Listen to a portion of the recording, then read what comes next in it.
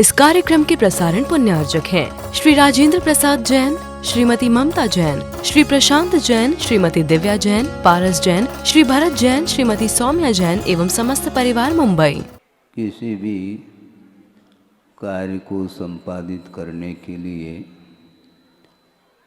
दो कारण अपेक्षित होते हैं, एक निमित्त के रूप में और एक योग्यता को लेकर के जिसको उपादान बोलते हैं उस रूप में। और गुरुदेव मोक्ष मार्ग के क्षेत्र में निमित्त को मानते हैं और उपादान को भी मानते हैं। दोनों एक दूसरे के अपेक्षा को लेकर के चलते हैं। ये कारण, उसके बिना कोई भी कार्य संपादित नहीं हो सकता। उनका भाव आपके सामने रख रहा हूँ। प्रसंग लगभग काफ़ी पुराना वह प्रसंग है। नैनागिरी में सन 87 में दीक्षाएँ हुई थी। 11 आरिकाएँ और 12 क्षुल्लक के रूप में। और उस कार्य को संपन्न करके उनका संग सहित विहार हो गया ललितपुर की ओर। ग्रीष्मकालीन वाचना वहाँ पर,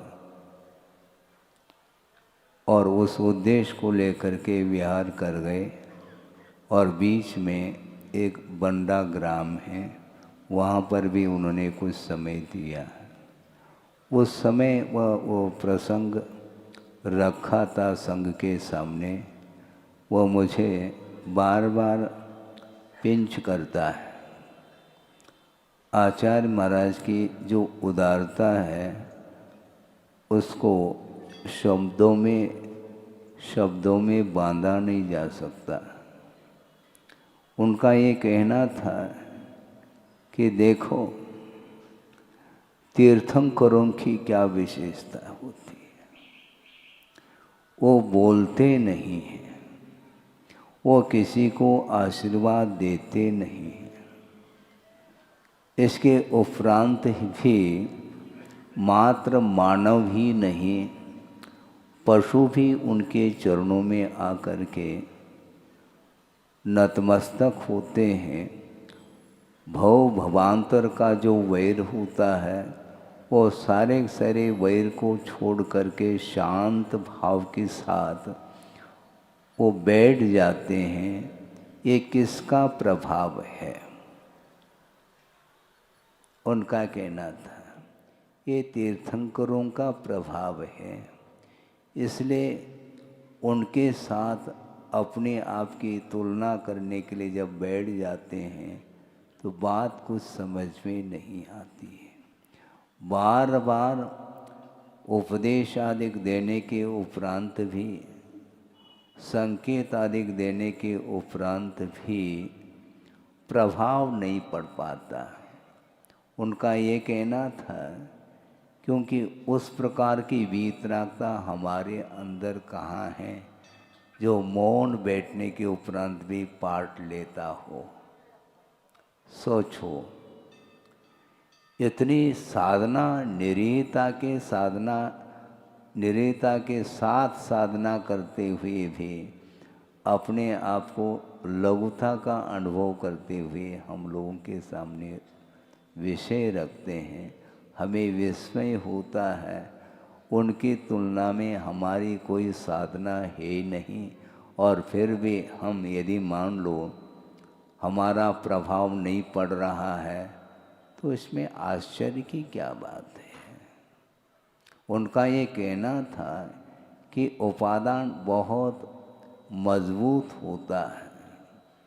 निमित्त छोटे भी मिल सकते हैं, बड़े भी मिल सकते हैं। योग्यता यदि नहीं रहती है तो वो कार्य संपादित नहीं होता है।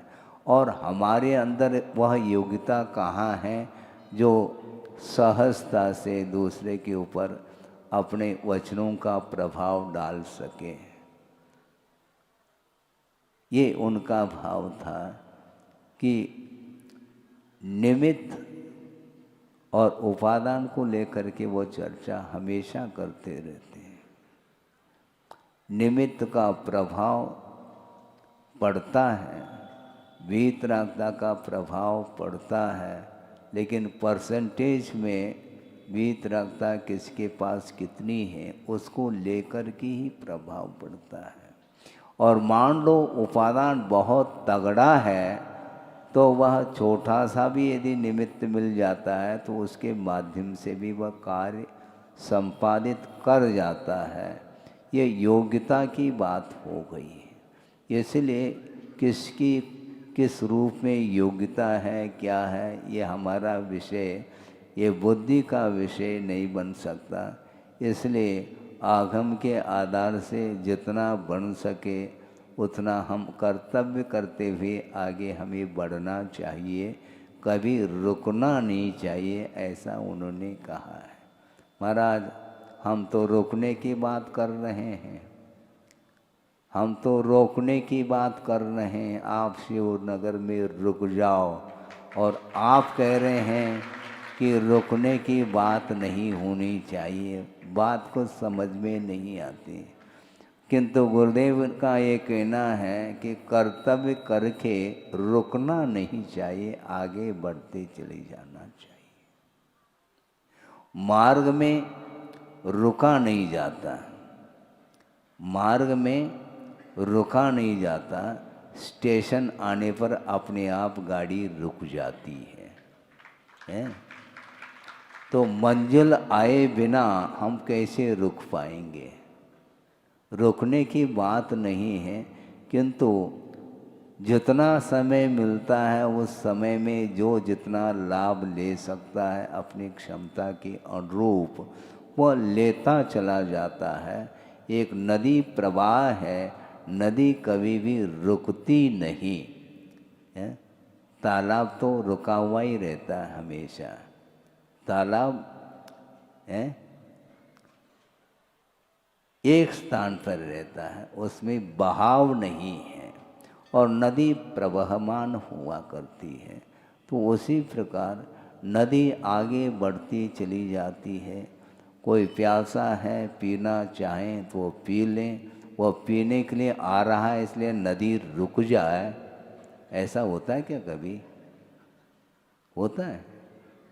कोई स्नान करने के लिए आ रहा है, कोई जलपान करने के लिए आ रहा है, इसके उपरांत भी एक क्षण के लिए भी वह नदी रुकती नहीं। उसी प्रकार आचार्य कहते हैं कि मार्ग पर जो चलता है निरंतर वह रुकता नहीं। जब तक साध्य की उपलब्धि न हो तब तक वह निरंतर वह आगम के आधार से अथवा सच्चे देव शास्त्र गुरु का आलम्बन लेकर के वह निरंतर चलता चला जाता है। बहता पानी निर्मला है। यदि वह जल नहीं बहेगा फिर उसमें स्वच्छता निर्मलता नहीं आ सकती। एक स्थान पर ज़्यादा दिन तक टिके रहने से निश्चित रूप से साधक के मन में भी कुछ न कुछ संसार का प्रभाव पड़ सकता है, पड़ता है। इसलिए हमेशा साधना करने वालों के लिए भी यह आगम की आज्ञा है कि ज़्यादा दिन तक रुके नहीं। ये बात अलग है कि चातुर्मास वर्षा योग की स्थापना होने के उपरांत फिर तो रुकना ही होता है। कहीं न कहीं रुकना तो है, कहाँ रुकना, क्या करना एक अलग विषय है। किंतु वर्षा योग में वातावरण उस प्रकार निर्मित, ऑटोमेटिक प्राकृतिक रूप से निर्मित हो जाता है, जिसके कारण निरंतर जीवों की उत्पत्ति होती रहती है, सूक्ष्म जंतुओं की उत्पत्ति होती है। उनकी विराधना अधिक न हो, इस उद्देश्य को लेकर के योग की स्थापना, वर्षा योग की स्थापना की जाती है। उसके पश्चात फिर वो रुकते नहीं हैं। रुकने से निश्चित रूप से उस स्थान के प्रति और उस स्थान में रहने वाले लोगों के प्रति भी राग बढ़ सकता है और राग ही हमारे लिए अहितकारी सिद्ध होता है। जो वीतरागी जो संत होते हैं उनके लिए भी परिसर का प्रभाव पड़ सकता है, फिर सामान्य व्यक्ति की क्या कथा कहें। इसलिए आचार्य महाराज कहते हैं कि हमेशा उस वातावरण में रहा करो जिसमें रहने से अपने आप ऑटोमेटिक ही मन शांति का अनुभव कर ले और अनायास ही वह आपका ध्यान लग जाए। बार बार प्रयास करने के उपरांत भी ध्यान लगता नहीं, वह अन्यत्र ही चला जाता है। आपने पीपल का पेड़ देखा है, गुरुदेव बार बार उदाहरण देते हैं। हवा नहीं भी हो तो पीपल के पत्ते हिलते ही रहते हैं। उसी प्रकार जब तक उपदेश है तब तक वह एकाग्र मना हो करके सुनता रहता है और उपदेश समाप्त होते ही, हवा समाप्त होते ही वह पत्ते स्थिर हो जाते हैं। उसी प्रकार उपदेश समाप्त होते ही फिर आपका मन स्थिर नहीं रहता, अन्यत्र चला जाता है। अन्यत्र चला क्या जाता है, उसके संस्कार बने ही रहते हैं। मन को संयत बनाना बहुत बड़ा पुरुषार्थ माना गया है। कान के द्वारा उपदेश सुना जाता है, लेकिन मन यदि नहीं है तो उस उपदेश का जो मायना है, मीनिंग, अर्थ जिसको बोलते हैं, वह ज्ञात नहीं हो सकता। इसलिए मन लगा करके ध्यान से सुनो, ऐसा बार बार कहा जाता है, क्योंकि मन की गति बड़ी विचित्र गति है। आगम में उल्लेख मिलता है, मैं धीरे धीरे बोल रहा हूँ ताकि जितना भी समय बोलने के लिए मिला है उसको पूर्ण भी तो हमें करना है। उपदेश नहीं देंगे तब भी समय निकलता चला जाता है और उपदेश सुनते हुए भी समय चला जाता है, रुक नहीं सकता है। ये काल एक ऐसा द्रव्य है, पदार्थ है, जो कि समस्त पदार्थों के परिणमन में वह अपना योगदान देता रहता है। उसके माध्यम से निरंतर परिणमन होता रहता है। आप यहाँ से जा नहीं रहे हैं, किंतु परिणमन जारी है। क्रिया और परिणमन में बड़ा अंतर है। क्रिया का अर्थ एक स्थान से स्थानांतरित होने रूप जो परिणति है उसको क्रिया बोलते हैं, और परिणमन का अर्थ निरंतर व नए पुराने के रूप में वह वस्तु परिवर्तित होती ही रहती है। इसलिए आचार्य कहते हैं कि मन को संयत बनाने की आवश्यकता है। आगम में एक प्रसंग आता है, सबसे पौद्गलिक जो पदार्थ है उसकी जो इकाई है वह परमाणु है। वह अविभागी पुद्गल परमाणु जिसका कोई विभाजन न हो सके उसको परमाणु बोलते हैं। और उसकी जो गति है वह एक समय में 14 राजों पार करने की क्षमता उसके अंदर है। सुन रहे हैं आप सुने। एक समय में 14 राजों पार करने की क्षमता उस परमाणु में है। उससे भी अधिक गति मन की हुआ करती है। आप यहाँ पर बैठे हैं शिवनगर में, किंतु 3 लोक की यात्रा आप एक समय में करके आ सकते हैं। उपयोग की बात है, ध्यान की बात है। आपका शरीर यहाँ पर बैठा हुआ है, किंतु मन अन्यत्र पहुँच गया है, किसी को ज्ञात नहीं है। स्वयं को ही ज्ञात हो सकता है कि हमारा मन किधर जा रहा है। बैठे यहाँ पर है और मान लो मोबाइल की घंटी बज गई, फिर देख लो आपका मन कहाँ रहता है? आप यहीं पर बैठे हैं, किंतु धीरे से मोबाइल को ऑन करने का भाव मन में आता है। क्यों क्यों महाराज, क्यों आप पूछ रहे हैं? देशना इधर चल रही है, मंगलाचरण हुआ है, जिनवाणी स्तुति अभी बोली नहीं गई है, इसके बाद भी आपका मन चला जाता है कि नहीं? सहज रूप से जा रहा है। आप मान लो पूजन करने के लिए तत्पर हैं और उस समय भी यदि मोबाइल की घंटी बजती है तो वह द्रव्य तो चढ़ाया जा रहा है एक हाथ से, उपयोग तो उधर ही जा रहा है। तो आपने विसर्जन किया है क्या पूजन का? किया नहीं है, किंतु मन विसर्जित हो गया आपका पूजन से, चला जाता है। तो ये निराकुल भाव हमारे अंदर नहीं आ पाते। हमेशा संसारी प्राणी आकुलता का ही अनुभव करता रहता है। एक क्षण के लिए भी वह निराकुल भाव के साथ प्रभु की, गुरु की आराधना नहीं कर पाता। ये क्यों ऐसा होता है? ये मन संतुलित नहीं है, मन स्थिर नहीं है। एक स्थान पर, एक पदार्थ पर वह उसका मन टिक नहीं सकता एक क्षण के लिए भी, और वह अन्यत्र ही चला जाता है। क्यों? स्वयं की इच्छा के अनुरूप मन आपका अन्यत्र गया है, उसमें आज्ञा किसकी है हम पूछना चाहते हैं। क्या भगवान की आज्ञा है क्या? नहीं, भगवान की आज्ञा तो किसी के लिए नहीं है। किंतु सांसारिक जितने भी आप कार्य करते हैं वो सारे सारे क्या भगवान क्या आदेश आज्ञा आपको दे रहे हैं क्या? नहीं दे रहे हैं। बिना आज्ञा से ही अपने मन के अनुरूप ही वह कार्य किया जा रहा है। जिसमें रुचि है, जिसमें लगनशीलता है, तो उसमें आप बिना किसी की प्रेरणा के आप चले जाते हैं। और धार्मिक क्षेत्र में प्रेरणा की आवश्यकता पड़ने लगी आपको। सांसारिक कार्यों के लिए हमने प्रेरणा आपको दी कहाँ? आपको दुकान खोलने के लिए कोई आशीर्वाद मिला है क्या मेरे द्वारा? बोलो, नहीं मिला है।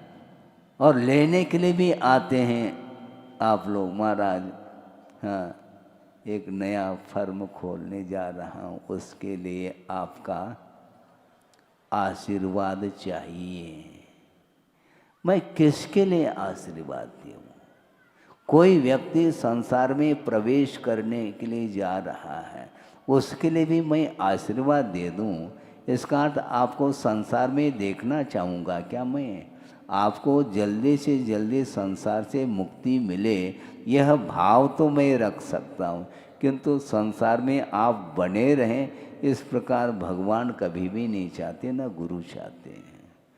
स्वयं की आपकी इच्छा है, इसलिए उस ओर आपका मन बार बार जा रहा है। रोकने का भी प्रयास करो, वह रुकता नहीं है, क्योंकि रोकने के लिए जो क्षेत्र चाहिए वह अलग ही क्षेत्र हुआ करते हैं। ऑटोमेटिक आपका भगवान के चरणों में मन लग सकता है, किंतु उस परिसर के बाहर जाने के उपरांत एक अलग ही निमित्त, एक अलग ही वातावरण देखने को मिलता है।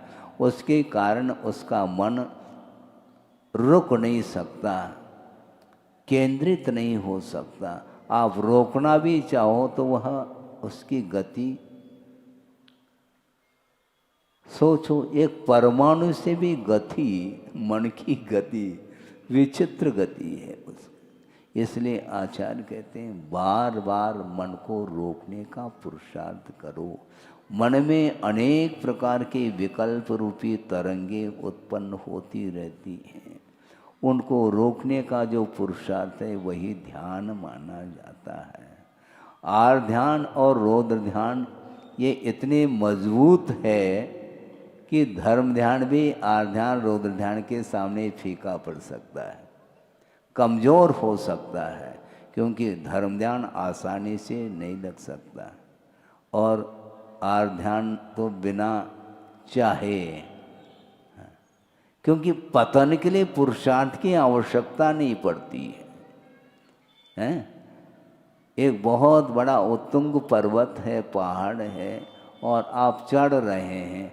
चढ़ने में तो मेहनत हो रही है, समय लग रहा है, घंटों लग रहे हैं, इसलिए पतन के लिए ज़्यादा पुरुषार्थ की आवश्यकता नहीं, किंतु उत्थान के लिए निरंतर पुरुषार्थ करते हुए भी वह वहाँ तक नहीं पहुँच पाता जहाँ तक पहुँचना चाहता है।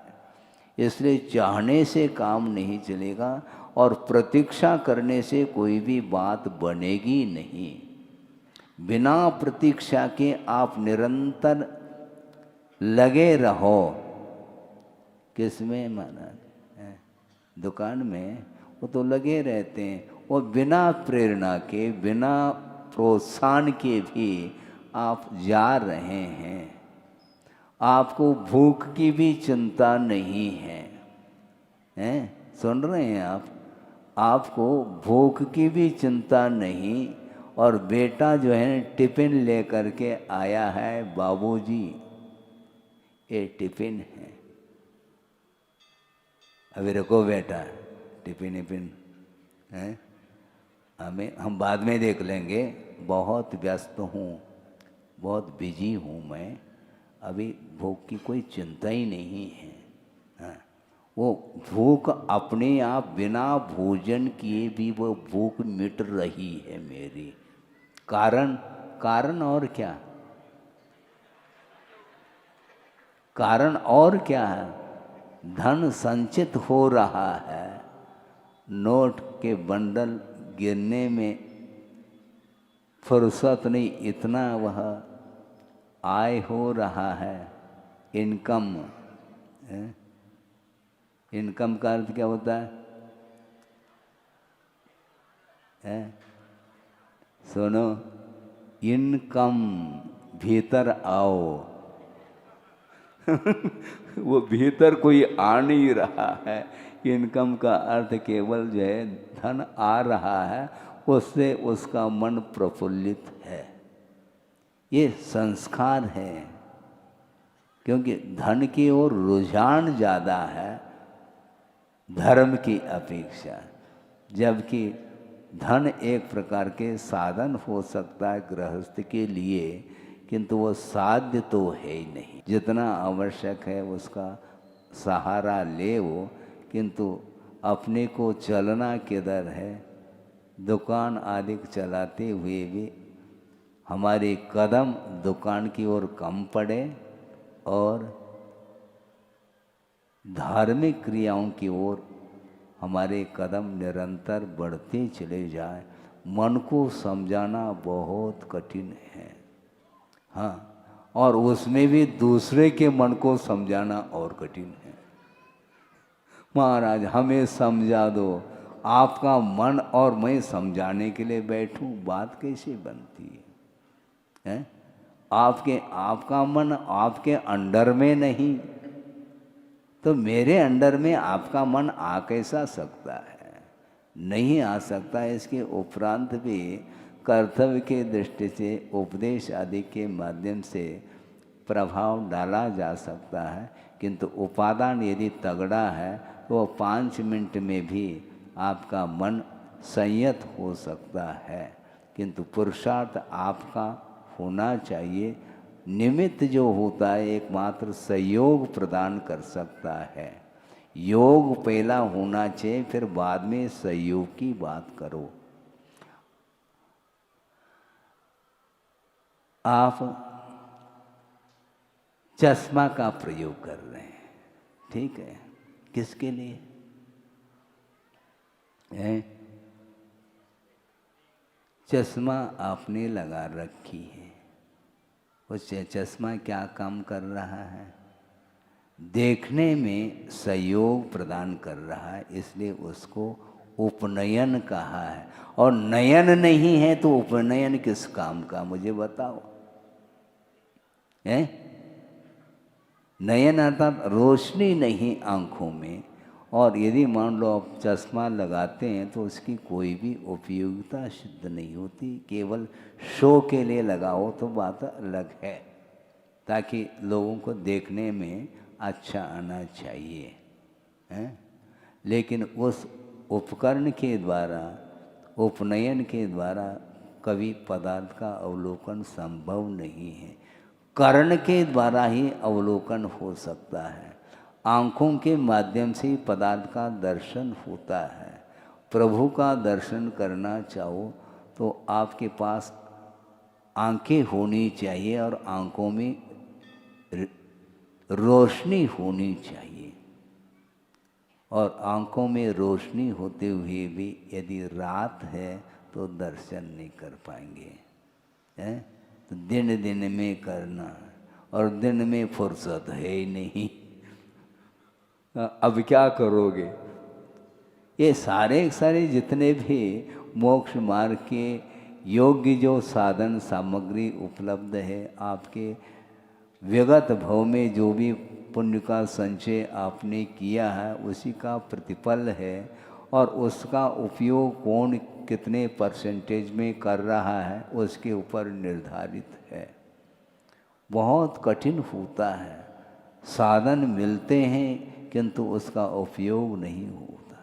शास्त्र हैं, खोल करके पढ़ने की इच्छा भावना जिसके अंदर नहीं है तो जनवाणी मौन है, प्रभु भी मौन है, और गुरु थोड़े बहुत बोल सकते हैं, यदि सुनना चाहें तो बोलते हैं, नहीं सुनना चाहें तो वो कहते हैं कि ठीक है भैया, अपने पास कहाँ समय है।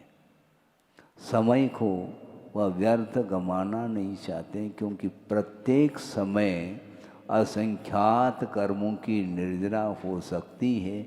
यदि सावधानी के साथ वह चारित्र का पालन करता है साधक, तो उसके माध्यम से कर्मों की निर्जरा और साथ से पुण्य का वह संचय कर लेता है। इसलिए समय का कभी भी अपव्यय नहीं करना चाहिए। गुरुदेव ने यही कहा, सबसे मौलिक कोई वस्तु है तो समय है। हाँ, क्योंकि जो बीता हुआ समय आ नहीं सकता, बीत गया तो गया, और आने वाला भी जो भविष्य है वह भी वर्तमान में ढल करके वह भी भूत के रूप में परिवर्तित होता है। रुकना नहीं है, यहाँ पर रुकने की बात मत करो। यदि रोकना है तो मन को रोको, तन को नहीं, तन तो जाएगा। इसलिए साधक श्रवण लोग एक जगह नहीं रहते, उनका मन एक जगह लगता है, किंतु शरीर के अपेक्षा से विहार आदि करते ही रहते हैं, क्योंकि किसी भी प्रकार से परिसर का कहीं विपरीत असर न हो इसका ध्यान उन्हें रहता है। क्योंकि ऑटोमेटिक एक स्वाभाविक है, परिणति है कि वस्तुतः मोह करना ये स्वभाव नहीं है, किंतु स्वभाव जैसा होता चला जा रहा है। ऐसा लगता है कि ये कषाय करना आत्मा का स्वभाव है, स्वभाव नहीं, किंतु निरंतर वह कषाय कर रहा है, इसलिए स्वभाव जैसा महसूस होता है, किंतु वह स्वभाव नहीं। रोकना चाहें तो वह कषाय रुक सकती है, क्योंकि आत्मगत परिणामी तो है। कषाय न करें और कषाय करता चला जाता है, और किस निमित्त को लेकर के, बस जिन जिन पदार्थों के प्रति ममत्व भाव है उनको प्राप्त करने की दृष्टि से ही वह निरंतर वह कषाय करता ही चला जाता है। कल भी बात आई थी कि लोभ को लेकर के, लोभ क्या वस्तु है? आत्म तत्व के प्रति कोई लोभ नहीं होता, किसी का होता है? नहीं होता। शरीर के प्रति मोह, शरीर के प्रति ममत्व भाव, और परिजन पुरजन के प्रति ममत्व भाव, ये सब पर को लेकर के ममत्व भाव हो रहा है। और उसके माध्यम से वह शरीर का संपोषण करना चाहता है, इसलिए पर वस्तु के प्रति उसका राग बना रहता है। राग हो अनिवार्य नहीं, क्योंकि पर वस्तु के प्रति हमारा कोई भी स्वामित्व भाव यदि नहीं है तो अननेसेसरी अनावश्यक वह राग करेगा क्यों? नहीं कर सकता। यदि करना चाहो तो धर्मानुराग करो, वो बहुत कठिन होता है, लेकिन कठिन होते हुए भी उपदेश आदि का प्रभाव तो पड़ता ही है। इसलिए प्रतिदिन कोई न कोई पुण्यार्जक सामने आ जाता है?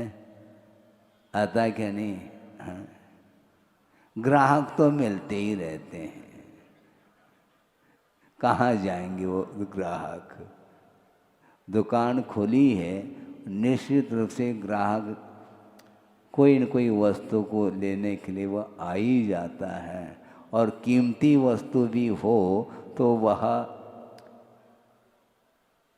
परवाह नहीं करता और ले करके चला जाता है। पुण्य, आप दुकान मकान में चले जाओ तो वहाँ पर वह खरीदने की वस्तु नहीं है। पुण्य का अर्जन जो होता है वह धर्म की आराधना करने से पुण्य का अर्जन होता है, और अर्जित पुण्य का जो सदुपयोग है वह भी साथ से पुण्य के योग में ही संभव है। दुनिया में करोड़पति, अरबपति, खरबपति कई मिल सकते हैं, किंतु उसके प्रति जो आसक्ति है वह कम करना ये खेल नहीं है। हाँ, दान का भाव बहुत कठिन होता है। त्याग जो है ना बहुत कठिन होता है।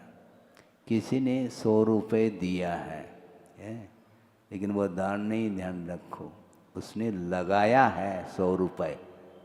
लगाया मतलब इन्वेस्टमेंट। अब वह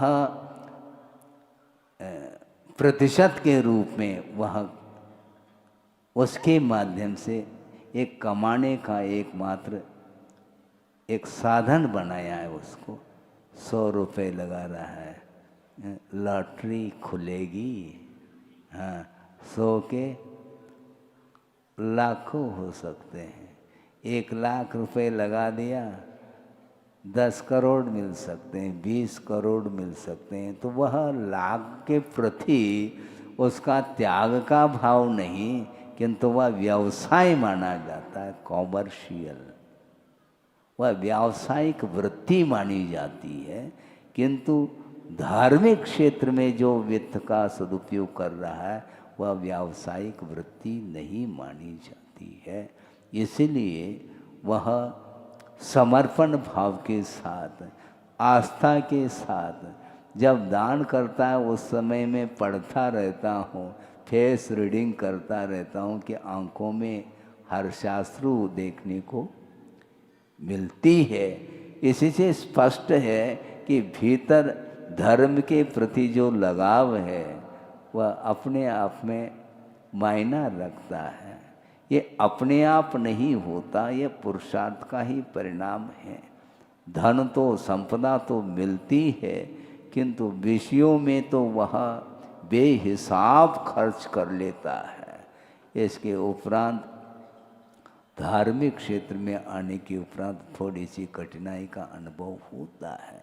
महाराज, आपको थोड़ी अनुभव है, हमने कमाया है। भैया आप ही ने तो कमाया, लेकिन गमाओ नहीं। हाँ, कमाया है, उसका उचित क्षेत्र में उसका उपयोग कर लोगे तो कई गुना फलेगा, वही ध्यान रखो।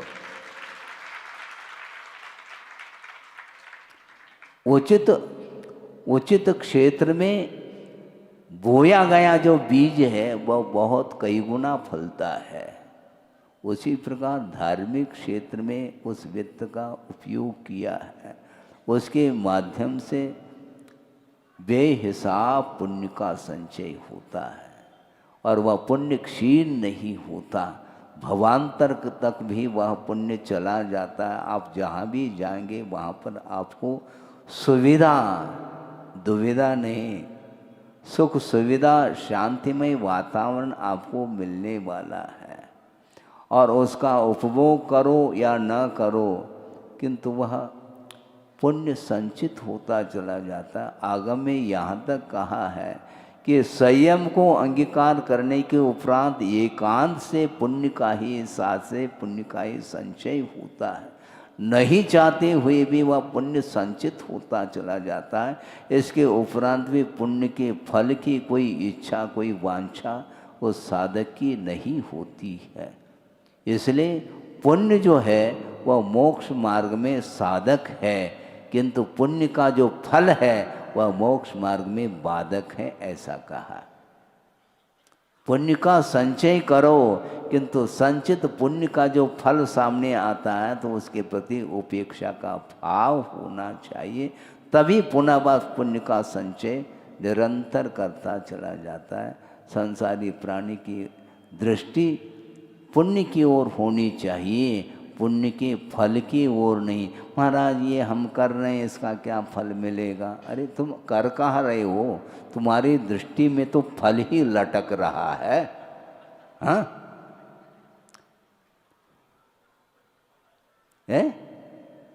तुम्हारी दृष्टि में वो फल ही लटक रहा है। आप धार्मिक अनुष्ठान कर कहाँ रहे हैं?